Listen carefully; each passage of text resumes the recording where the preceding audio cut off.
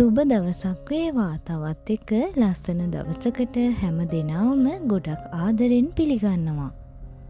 අද අපිට පන්සලේ දානෙ තියෙන දවස මේ මාසෙට ඔන්න ඉතින් බලන්නකො මොනවද උයාගත්තේ කියලා. සුදුබත් තමයි යුවේ මාළු මිරිස් පිරවුමක් හදාගත්තා. ඒත් එක්කම හොඳ උක්කුවට රසට කිරි හොද්දකුත් හදාගත්තා. බීට් කරියකුත් හදලා පරිප්පු එකක් හිඳෙන්න උයාගත්තා. මාළු පෙති ටිකකුත් බැදලා ඒත් එක්කම කට්ලට් ටිකක් හදලා තිබ්බා. ඒ ටිකත් බැදගත්තා. පපඩම් ටිකකුත් බැද්දා. ගොඩක් දවසට ඉතින් කොළ මැල්ලුමනේ හදන්නේ. අද ඔන්න ඉතින් ගොටුකොළ සම්බෝලයක් හදාගත්තා. උයාගත්ත දාන වේල පිරිසිදුව පිළිවෙලට මේ විදිහට භාජන වලට අසුරගෙන දැන් ඉතින් පන්සලට පිටත් වෙන්න තමයි හදන්නේ. අතුරුපස වෙනුවට ජෙලි අයිස්ක්‍රීම් ඒත් එක්කම කෙසෙල්ලුත් අරගෙන ගියා. පන්සලට ගිහිල්ලා මල් පහන් පූජා කරලා දානි පූජා කරලා අපි ආපහු ගෙදර ආවා.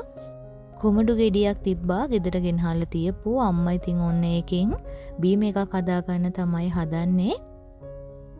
කොමඩු ටික පොඩියට කපාගෙන සීනි ටිකක් ඒත් එක්කම ලුණු ටිකකුයි වතුරයි එකතු කරලා මේ විදිහට බ්ලෙන්ඩ් කරගන්න ඕනේ.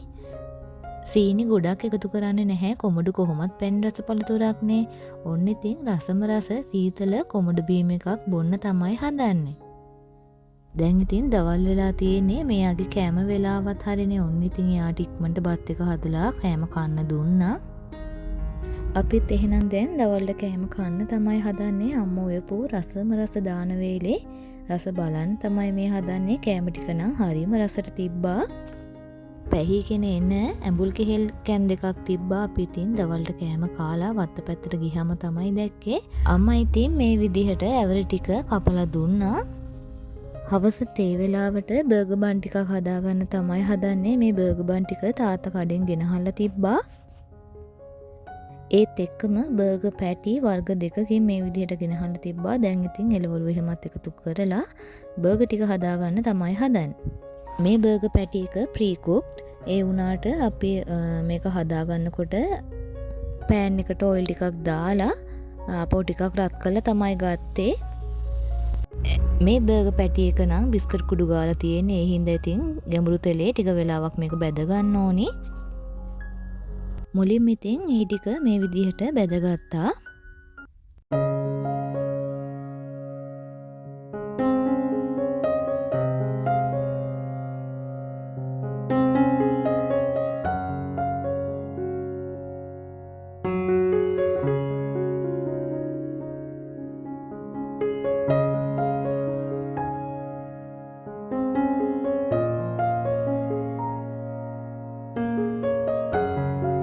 ඉතුරු බර්ගර් පැටි ටිකත් මේ විදිහට පෑන් එකට ඔයිල් ටිකක් දාගෙන ටික වෙලාවක් බැදගත්තා.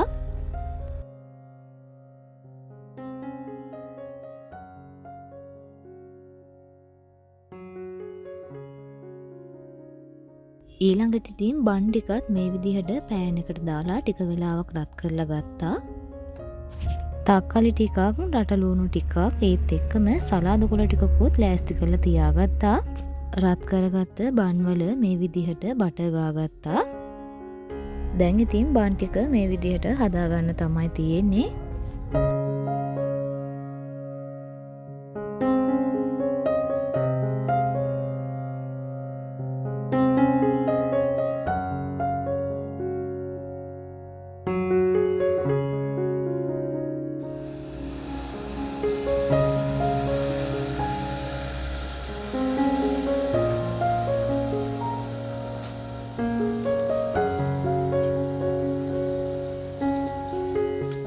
මේ දවස්වල විටෙන් විටේ වැස්ස තියෙනවා. අද හවසත් ඉතින් ඔන්න හොඳටම වැස්සා.